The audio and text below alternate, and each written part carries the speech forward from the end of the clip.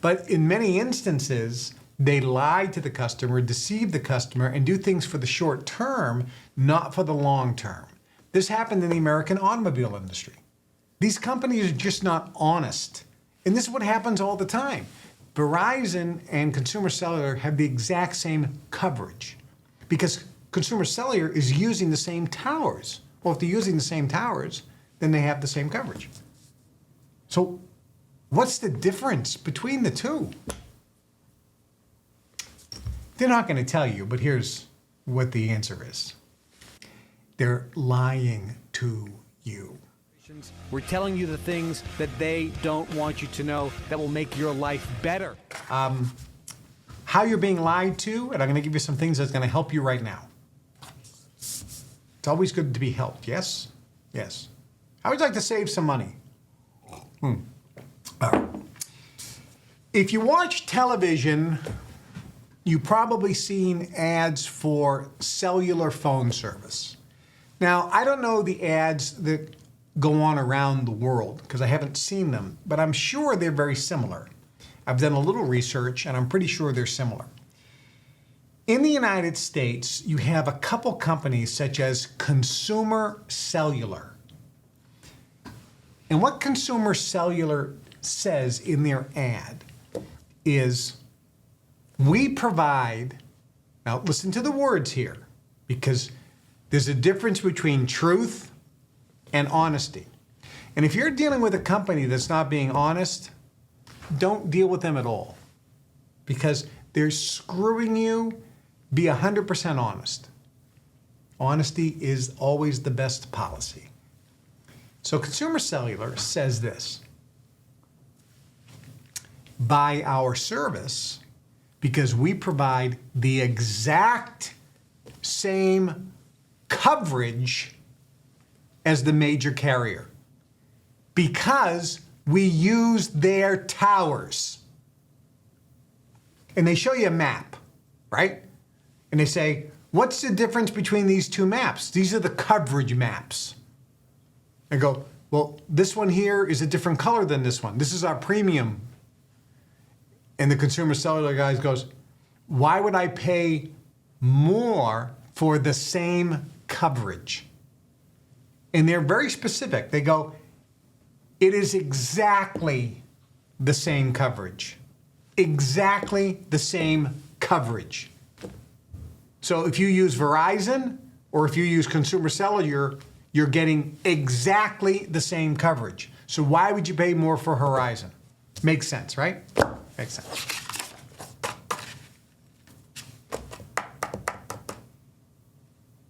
Wait a minute. Coverage. Let's think about that word, coverage. What does coverage mean? It means to cover, okay?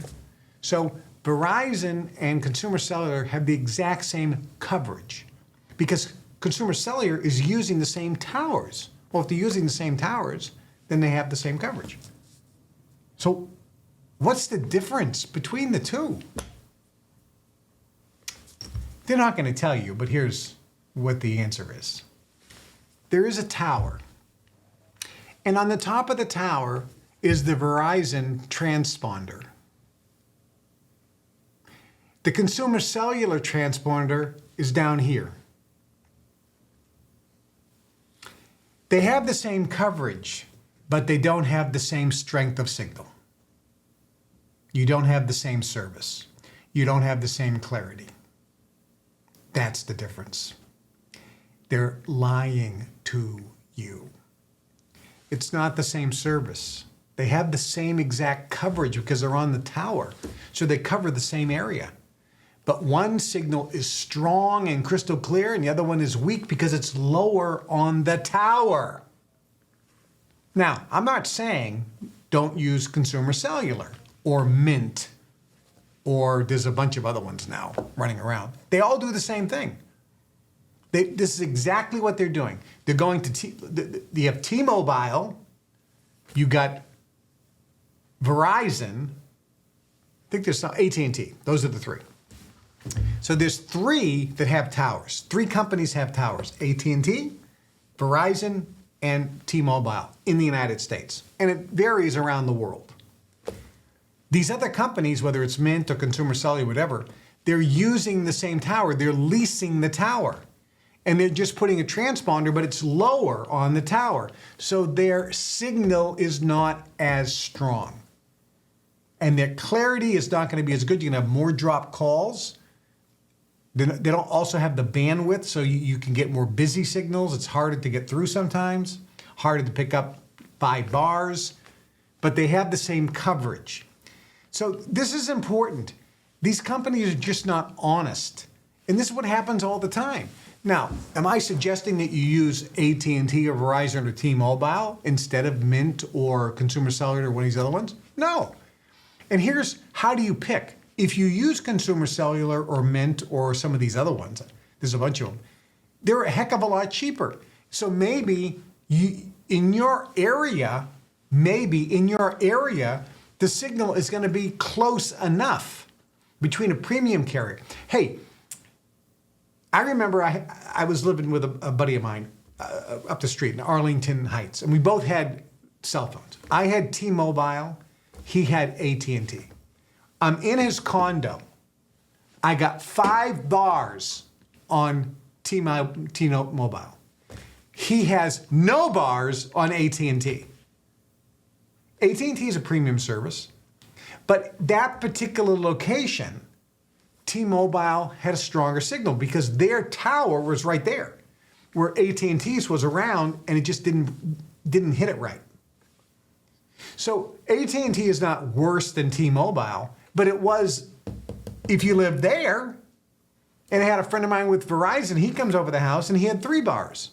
So if you lived in that house, you would virtually have to get the phone and say, I need to go over to my house to see what the signal is. If you're going to be using the house mostly in that phone. You say, I don't use the house in the phone. I'm going to use Wi-Fi. So I'm not even using the cell service. Okay, where do you use it mostly? Where are you driving? What city are you in? Are you going around the country or just local? I remember I was going to see Gary Spivey in North Carolina, and Ruben was picking me up. So he picked me up at the airport. I think I flew into Raleigh this particular time. It's like an hour-and-a-half drive or whatever it was. Gary's house in North Carolina is in the middle of nowhere. We're driving down this road. It was a 40-minute period of time where I had no cell signal at all on T-Mobile. None. 0. But if I had a Verizon or AT&T, it wouldn't have been as bad. So just in that particular area, if I lived there, I'd be an idiot to get T-Mobile.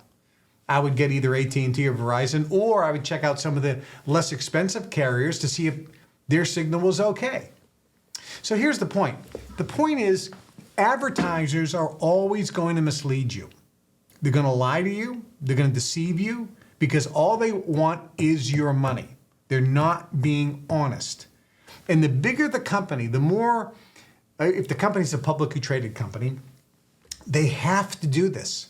They have to basically mislead because publicly traded companies have a fiduciary responsibility to the shareholders. They have to increase profits to increase shareholder value. They have to focus on increasing the price of the stock and the amount of dividends. They're not focusing on the customer. Now, it seems counterintuitive. I was traveling in Australia with Al Dunlap. Al Dunlap was a super fantastic CEO known as Chainsaw Al. He would come in and turn companies around. He ran Sunbeam Corporation and a bunch of other big companies. Super fantastic guy. Him and his wife were fantastic. Really enjoyed him. And we were having a very good, strong intellectual conversation about the fact that companies have to be focused on increasing stock price and increasing dividends. And if they focus on that, they'll automatically be focused on better customer service and quality of product and price because they want their customers to be repeat customers and they want their customers to have such a great product and such a great buying experience that they'll recommend the company and the products to their friends, relatives, and neighbors, which will effectively grow. If they screw the customers are going to leave and then they're not going to increase dividends and increase the value of the stock. So they have to, that motivation, that financial incentive actually works to the advantage of the customer. He's not wrong, right? I mean, it makes a lot of sense. There was a company in America called Schlitz beer. Schlitz beer was the number one, you don't know if you know this, number one selling beer in America. It's a bunch of Germans when they immigrated here legally. When the Germans immigrated legally, and they came here, hardworking, salt of the earth, fantastic human beings, excellent, and Germans drink beer. They said, we're going to bring beer to Americans. So, the Irish, and the Irish drink beer too. They drink anything. So I have a lot of friends who are Irish. The Italians, more wine, they eat anything. But anyway, so the Germans come and they set up a factory and they get the best hops.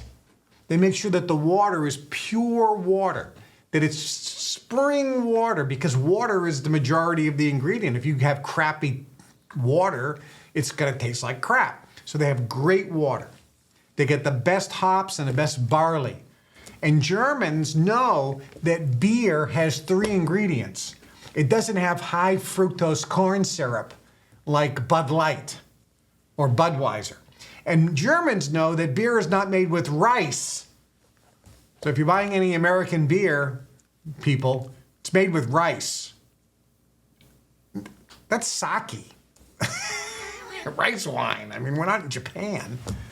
Anyway, so these wonderful Germans, and I happen to love Germany. I spent a lot of time in Rotterdam, down south of Munich. I'm trying to show off my German speaking ability.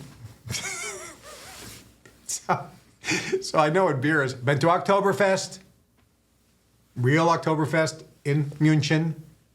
And again, the Germans are making fun of me because they know I'm pronouncing it. I'm butchering the way to pronounce it. Anyway, so the Schlitz company got the best ingredients. They got the best barley. They roasted it perfectly. They got the best water. They got the most expensive and best hops that were picked right at the ideal time, that they imported from Bavaria, Bayern, from my German friends, because that's where the best hops come from. Of course, the Germans who came there, they're not partial, but they said, look, the best hops come from where we came from, Bayern, Bavaria. So they brought in the most expensive ingredients and they produced a delicious beer. My dad used to drink it, Schlitz. It was the number one selling beer in America. Then an accountant, the guy who was the chief financial officer, he takes over Schlitz Brewery. He becomes the president. He has a large percentage of stock in the company. He's looking at a stock price. It's $10 a share. He says, if I can get the stock price for $20 a share, I'll sell it all, make a fortune. As a matter of fact, if I can get it to $30 a share, if I can triple the price of the stockholders are going to be thrilled, because my job is to increase the value of the stock and or increase the amount of dividends going to the shareholders. And he was a shareholder, so he was fully invested in that. But here's how he did it. And this is how most companies do it. This is why there's sometimes a conflict of interest between what's best for the customer and best for the shareholders. He said, if we buy cheaper barley, and if we buy cheaper hops, we will save a fortune. And when the quarterly numbers come out, the profit will be so much higher that the share price will go through the roof. It could triple or even go up 5 times in value. So he changed the recipe of Schlitz beer. And he bought hops no longer from Bavaria. I don't know what country he bought it from, but he bought crappy hops. The story is that it was all moldy and just the cheapest crap that he could buy. And he bought the cheapest barley, and they didn't spend the amount of time to roast it properly. They saved labor cost, they saved product cost, and they started shipping out this Schlitz beer with suspect ingredients, not the quality that it was before. And people like my dad went and bought their 6-pack of Schlitz beer, poured it in a glass,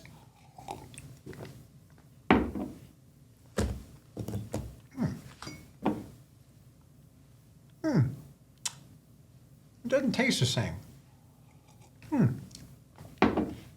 Man, it just may be a bad batch.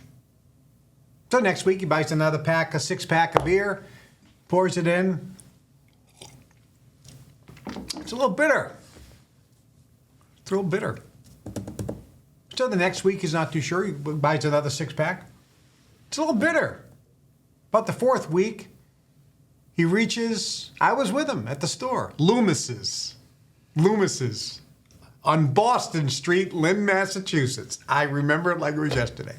My father reaches in for the Schlitz beer and he stops.